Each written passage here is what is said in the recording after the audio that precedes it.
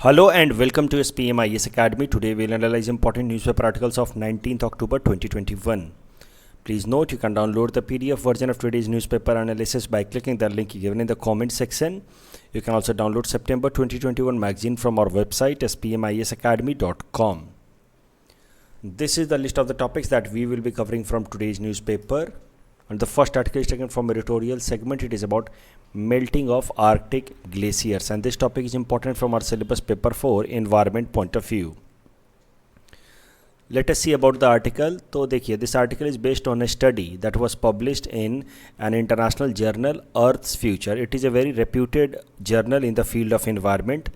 और इस जर्नल में ये जो स्टडी छपी है, इट सेज कि अगर current rate of global warming continue रहा तो the summer ice of Arctic reason will completely melt away. Summer के टाइम में सरल शब्दों में कहें तो आर्कटिक आइस बिल्कुल भी नहीं बचेगा, या अगर बचेगा भी तो काफ़ी थिन उसकी लेयर हो जाएगी. और with disappearances of summer ice in the Arctic region there it will also lead to disappearances of the creatures like polar seals and polar bears. और इससे पूरा का पूरा जो इकोसिस्टम है पोलर आर्कटिक रीजन का दैट विल ब्रेक अवे.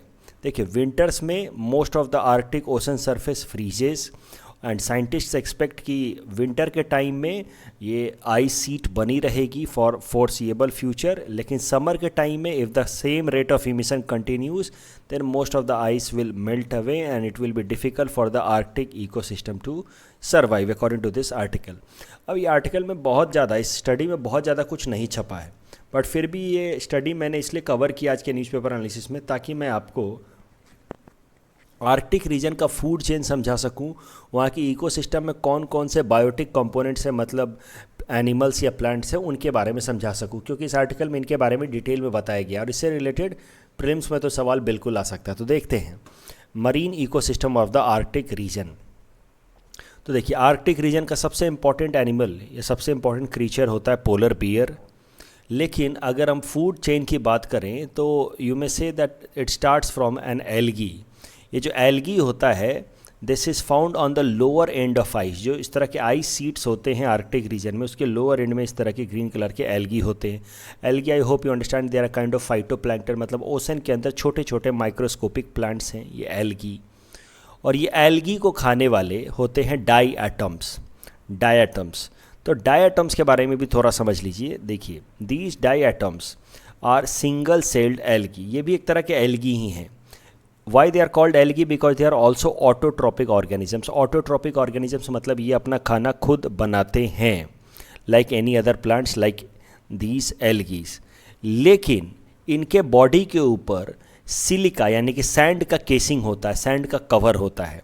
और इनके कई सारे फीचर्स जो हैं वो प्लांट से मिलते हैं, कई सारे फीचर्स इनके एनिमल से मिलते हैं. And that is why they are neither fully categorized as plant nor as animals. They share biochemical features of both plants and animals. तो एल्गी है सबसे पहले फूड चेन में, उसके बाद है डाईएटम्स. और डाईएटम जो हैं वो पार्शियली एनिमल्स के फीचर्स रखते हैं, पार्शियली प्लांट्स के फीचर्स रखते हैं. और फिर इनको खाने वाली स्मॉल फिशेस होती हैं, स्मॉल फिशेस को खाने वाली लार्ज फिशेस होती हैं. और उसके बाद इसको खाने वाला, लार्ज फिशेस को खाने वाला होता है seal. Seal is an important organism of Arctic reason, जो फूड चेन का हिस्सा. और फिर सील्स को खाते हैं पोलर बियर्स. तो इस आर्टिकल में बताया गया कि अगर आर्कटिक लेयर्स इसी तरह से थिन होते रहे तो polar bears will die first because they won't be able to make ice caves. Polar bears कैसे सर्वाइव करते हैं? तो इस पोलर आर्कटिक रीजन में जो आइस सीट होती है उसके अंदर वो होल बना करके आइस केव्स बनाते हैं जिसमें वो सर्वाइव करते हैं. लेकिन अगर पोलर सीट्स, आर्कटिक सीट्स ही काफ़ी थिन होने लगे, in that case polar bear won't be able to make ice caves for themselves and polar bear will be the first to die if the current rate of warming continues. और polar bear अगर पहले उनकी population ख़त्म होने लगती है तो overall पूरा का पूरा जो आर्कटिक इकोसिस्टम है दैट विल कंप्लीटली कोलैप्स, या फिर पूरी तरह से उसका नेचर बदल जाएगा. क्योंकि पोलर बियर इज़ अ की stone species of Arctic habitat. तो क्या होता है की स्टोन स्पेसीज, वो भी ज़रा समझते हैं. देखिए, ए की stone species is like glue. Glue I hope आप समझते हैं, जो चीज़ें चिपकाने के लिए काम आती हैं. तो की स्टोन स्पेसीज वो स्पेसीज होता है किसी भी इकोसिस्टम का जो पूरे के पूरे इकोसिस्टम को इंटैक्ट रखता है like a glue. So keystone species is the one. It can be an organism, it can be an animal or plants, bacteria, fungi, whatsoever, but it acts like a glue that holds the entire habitat or ecosystem together. It may not be the largest or not be the most plentiful species, लेकिन इसका role काफ़ी important रहता है किसी भी ecosystem में. It plays one of the most important role, और इसी कारण से इसको कहा जाता है की स्टोन स्पेसीज. अगर वो स्पेसीज ना रहे उस इकोसिस्टम में तो उस इकोसिस्टम का पूरा नेचर बदल जाए. Although all of an ecosystem has many components that are intricately linked. Ecosystem में बहुत सारे कंपोनेंट्स होते हैं, जैसे इसी इकोसिस्टम में आप देखिए कई सारे कंपोनेंट्स हैं जो एक दूसरे से इंट्रिकेबली लिंक्ड हैं. लेकिन जो की स्टोन स्पेसीज होता है ये सबसे इंपॉर्टेंट पाइवोटल रोल प्ले करता है, ग्लू का तरह काम करता है. एग्जाम्पल ऑफ की स्टोन स्पेसीज देखते हैं, जैसे अफ्रीकन सवानाज में जो ग्रासलैंड्स होते हैं अफ्रीका के, उनको सवानाज कहते हैं. वहाँ पे elephants are consider to be the keystone species, क्योंकि ये एलिफेंट्स वहाँ के ट्रीज़ को खाते रहते हैं और ट्री पॉपुलेशन को इस कारण से एलिफेंट्स कंट्रोल में रखते हैं.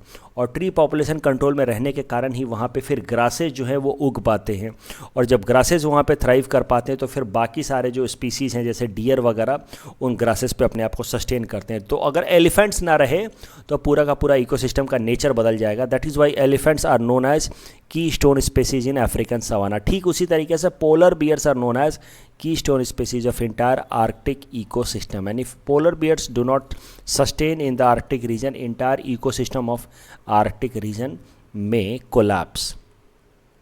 इस टॉपिक के बेसिस पे ये प्रीलिम्स प्रैक्टिस क्वेश्चन हमने आपको दे रखा है. This question was already asked in UPSC prelims, तो आप इसको अटेम्प्ट कर सकते हैं and you can submit the answer in the comment section. The next article is taken from international segment. It is about India re-elected into United Nations Human Rights Council, and this topic is important from our syllabus paper 3 international agencies point of view. तो सबसे पहले United Nation human rights council के बारे में समझते हैं. ये United Nation की एक बॉडी है, जैसा कि नाम से ही आप समझ रहे हैं. इसका मेन काम है to promote and protect human rights across the world. तो कहीं भी दुनिया भर में ह्यूमन राइट्स का वायलेशन होगा तो इस एजेंसी का काम है ह्यूमन राइट्स को प्रोटेक्ट करना, उसको इंश्योर कराना. और इसके लिए ये United Nation human rights Council जो है वो रेजोल्यूशंस पास करती है. But such resolutions are not binding in nature. माने United Nation human rights Council ने अगर कोई रेजोल्यूशन पास भी किया तो कोई ज़रूरी नहीं है कि जो मेंबर स्टेट है उसको माने ही. ये United Nation human rights council was establish in 2006.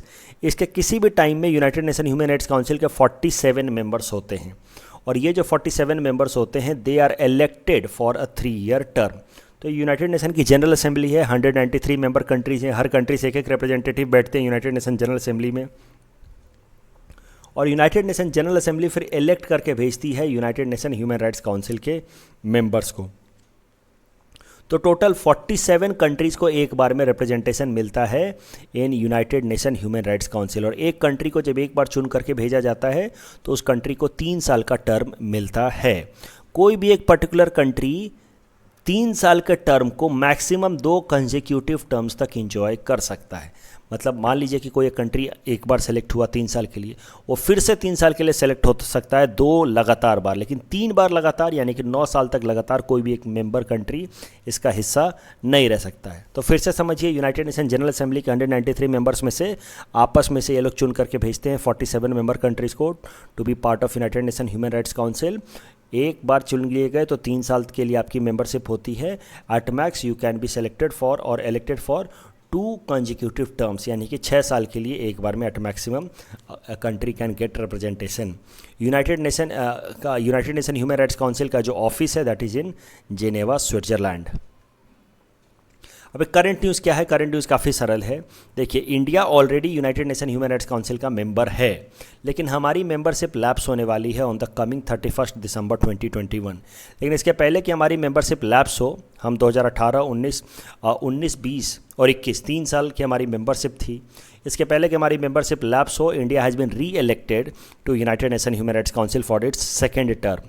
और इसके साथ ही हम ये जो अगला हमारा टर्म शुरू होगा 2022 to 2024, it will be India's 6th term at United Nations Human Rights Council. As you can see this news, India gets re-elected to United Nations Human Rights Council for 6th term with overwhelming majority. इस topic के basis पे ये prelims practice question हमने आपको दे रखा है. Please attempt this question and you can submit the answer in the comment section. The next article is again taken from international segment. It is about Yuddh Abhyas 2021 and this topic is important from our syllabus paper 3 international relations point of view. काफ़ी छोटा सा topic है. देखिए, India और US के बीच में एक joint military training exercise कराई जाती है जिसका नाम है युद्ध अभ्यास. और इसी तरह के का एक जॉइंट मिलिट्री एक्सरसाइज कराया जा रहा है इंडिया और यूएस डिफेंस फोर्सेस के बीच में, Yudh Abhyas 2021 which is conducted at base Elmendorf Richardson which is in Alaska USA. ये युद्ध अभ्यास जॉइंट मिलिट्री एक्सरसाइज 15 अक्टूबर से लेकर 29 अक्टूबर तक चलेगा. अब दो तरीके से इसका देखिए सवाल बन सकता है. एक तो पीटी में आपसे पूछा जा सकता है कि एक्सरसाइज युद्ध अभ्यास कौन से दो देशों के बीच में कंडक्ट कराया जा सकता है और कराया जाता है, और ऑप्शन हो दे सकते हैं वो लोग India Japan, India Australia, India US, इस तरीके से दे सकते हैं. तो एक तो प्रीलिम्स में सवाल बन जाएगा. दूसरा, अगर मेंस में कभी आपसे एक्सरसाइज युद्ध अभ्यास के बारे में सीधा सीधा सवाल नहीं पूछा जाएगा, लेकिन मेंस में आपसे इंडिया यूएस के रिलेशंस पे सवाल पूछे जा सकते हैं. इंडिया यूएस के रिलेशंस पे जब आप सवाल लिख रहे होंगे तो आपको अलग अलग कैटेगरी में एक्सप्लेन करना होगा. India US relations, economic relations, India US defence relations. तो इंडिया यूएस डिफेंस रिलेशंस में आप लिख सकते हैं कि India US joint military exercise करता है युद्ध अभ्यास, जॉइंट नेवल एक्सरसाइज करता है मालाबार एक्सरसाइज. तो इस तरीके से आप एक्सरसाइज युद्ध अभ्यास का इस्तेमाल कर सकते हैं as a point to substantiate your answer while writing an answer on India US relations.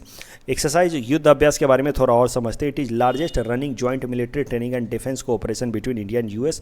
और जो करंट सेशन चल रहा है एक्सरसाइज युद्ध अभ्यास का at Alaska, it is 17th edition of exercise Yudh Abhyas. इसके पहले जो युद्ध एक्सरसाइज अभ्यास कराया गया था session, that was conducted in Bikaner, Rajasthan. The next article is taken from environment segment. It is about the earth shot prize. और ये जो आर्टिकल है इससे सवाल पूछे जा सकते हैं इन प्रीलिम्स. मेंस में मुझे नहीं लगता कि इससे सवाल आएंगे. तो देखिए, अर्थ शॉट प्राइज़ के बारे में समझते हैं. ये अर्थ शॉट प्राइज़ ब्रिटेन के प्रिंस विलियम ने कॉन्स्टिट्यूट किया था लास्ट ईयर अक्टूबर 2020 में. और इसका मेन पर्पस है कि जो ऐसे लोग जो अर्थ के भी जो भी इन्वायरमेंटल चैलेंजेज हैं, उन इन्वायरमेंटल चैलेंजेस के लिए कोई इनोवेटिव सॉल्यूशन अगर ढूंढते हैं तो वैसे लोगों को रिवॉर्ड करना मेन ऑब्जेक्टिव है द अर्थ शॉट प्राइज़ का, जिसको कॉन्स्टिट्यूट किया है प्रिंस विलियम ने. तो इस पूरा का पूरा जो प्राइज़ है इसमें idea is around 5 earth shots. Earth shots मतलब समझिए कि अर्थ को मदद करने वाले 5 तरीके, और उन 5 तरीकों पे प्राइज़ दिए जाएंगे. 5 तरीके, 5 earth shots. Protect and restore nature, तो कोई ऐसा कुछ खोज करता है, कोई ऐसा कुछ इनोवेटिव सॉल्यूशन लाता है जिससे हमारे नेचर को रिस्टोर किया जा सके. क्लीन आवर एयर, कोई एयर को क्लीन करने के लिए सॉल्यूशन लाता है. Revive our oceans, build waste free world, या फिक्स आवर क्लाइमेट. इन 5 एरियाज़ को कहा गया अर्थ शॉट्स.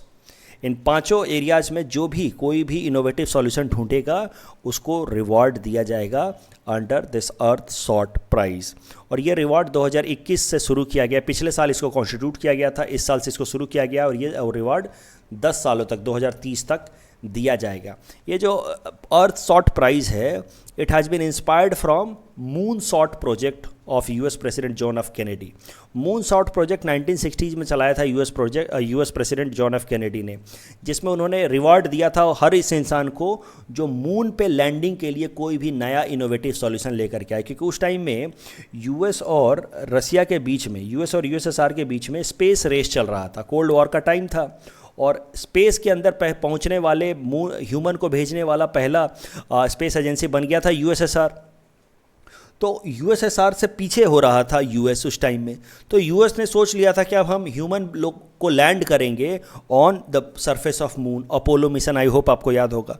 तो अब यूएस डेस्परेटली चाहता था कि हम मून पे तो सबसे पहले पहुंच जाएं यूएसएसआर से पहले, और उसके लिए फिर मून शॉट मिशन चलाया था जॉन एफ कैनेडी ने कि भाई जो भी ऐसा साइंटिस्ट जो कुछ भी अगर कॉन्ट्रीब्यूशन देता है जो हमें मदद करता है मून पे लैंड करने में, तो हम उसको रिवॉर्ड देंगे. तो मून शॉट प्रोजेक्ट उस टाइम में जॉन एफ कैनेडी ने चलाया था मून पे लैंडिंग के लिए.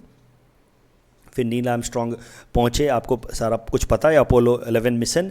तो वैसे ही मून शॉट प्रोजेक्ट से इंस्पायर होकर के यहाँ पे अर्थ शॉट प्रोजेक्ट चलाया है प्रिंस विलियम ने, जिसमें वो रिवॉर्ड देंगे हर वो इंसान को जो अर्थ के जो भी ये 5 डायरेक्शंस में प्रॉब्लम्स हैं उसको रिजॉल्व करने के लिए कोई इनोवेटिव सॉल्यूशन ढूंढता है। तो ये अर्थ शॉट प्रोजेक्ट इस साल के लिए इंपॉर्टेंट इसलिए हो गया है क्योंकि जो पहला एडिशन है अर्थ शॉट प्रोजेक्ट अवार्ड का, वो 5 लोगों को दिया गया है इन द 5 डिफरेंट फील्ड्स। इन 5 अलग अलग फील्ड्स में 5 लोगों को ये अवार्ड दिया गया अर्थ शॉट प्राइज़। उसमें से एक इंडियन है, इन 5 में से एक इंडियन है और वो हैं विद्युत मोहन। विद्युत मोहन साहब ने एग्री वेस्ट रिसाइकलिंग प्रोजेक्ट चलाया है। उस प्रोजेक्ट का नाम है तकाचर प्रोजेक्ट, और जिसमें एग्रीकल्चरल वेस्ट को वो रिसाइकल करते हैं। और इस कारण से इनको इस पर्टिकुलर एरिया में बिल्ड वेस्ट फ्री वर्ल्ड वाले सेगमेंट में विद्युत मोहन साहब को प्रिंस विलियम अर्थ शॉट अवार्ड मिला है। The next article is taken from culture segment. It is about Sumang Leela festival, and this topic again is important from prelims exam point of view.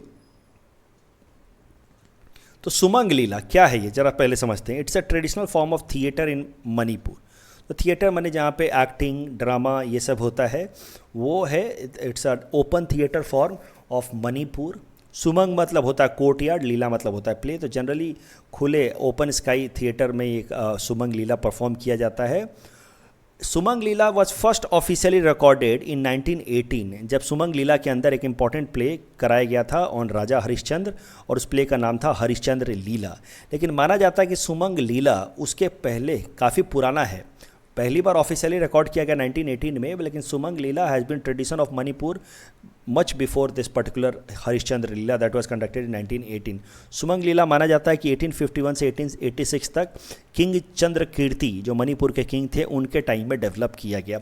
सुमंग लीला आज भी मणिपुर में काफ़ी पॉपुलर है, and Sumang Lila is used in order to spread awareness in Manipur society. For example, Sumang Leela was widely used during the time of coronavirus pandemic when it was on peak in order to create awareness against coronavirus. Current news Sumang Lila से ही related है। हर साल मणिपुर के अंदर सुमंग लीला festival भी मनाया जाता है ताकि सुमंग लीला से रिलेटेड जो आर्टिस्ट्स हैं उनको रिवॉर्ड दिया जा सके। और हाल फिलहाल में 49th ऑल मणिपुर सुमंग लीला फेस्टिवल मनाया जा रहा है, जिसमें कई सारे सुमंग लीला से रिलेटेड आर्टिस्ट्स को अवार्ड दिया गया है। इस टॉपिक के बेसिस पे प्रीलिम्स प्रैक्टिस क्वेश्चन हमने आपको दे रखा है। Please attempt this question and you can submit the answer in the comment section. The next article is taken from Assam segment. It is about Jolsobi end of spring movie invited to Sao Paulo International Film Festival. ये टॉपिक देखिए of course APSC perspective से ही important है। इस तरह के सवाल प्रीलिम्स में पूछ लिए जाते हैं, इसलिए ये टॉपिक मैं कवर कर रहा हूँ। एक बार देख लीजिए, PT से पहले जो लोग अगले साल APSC प्रीलिम्स को टारगेट कर रहे हैं, PT से पहले इस तरह के फैक्चुअल पॉइंट्स एक बार फिर आप लोग रिवाइज करके जाएंगे। तो एक बार ये न्यूज़ देखते हैं। Assamese film Jolsobi end of spring has been invited to the 45th Sao Paulo International Film Festival, और इस फेस्टिवल को पॉपुलरली मोस्त्रा भी कहा जाता है ब्राज़ील में। अगेन नॉट इम्पॉर्टेंट, एटमैक्स आपसे ये पूछा जाए कौन से असमीज फिल्म को 45th Sao Paulo International Film Festival में इनवाइट किया गया था। Answer would be Jolsobi end of spring movie. कल जो हमने प्रैक्टिस क्वेश्चन दिया था उसका आंसर देख लेते हैं एक बार। Which of the following statement is true about Poshan Tracker app? It is implemented as a part of National Nutrition Mission, which keeps real track of Anganwadi centers, Anganwadi workers, and nutrition status of children registered under Anganwadi. Absolutely correct, but it is not implemented by Ministry of Health and Family Welfare. It is implemented by Ministry of Women and Child Development. So the correct answer will be option A, one only. World Energy Outlook report is published by International Energy Agency. So the correct answer will be option B. That's all from our side for today. Thanks for watching.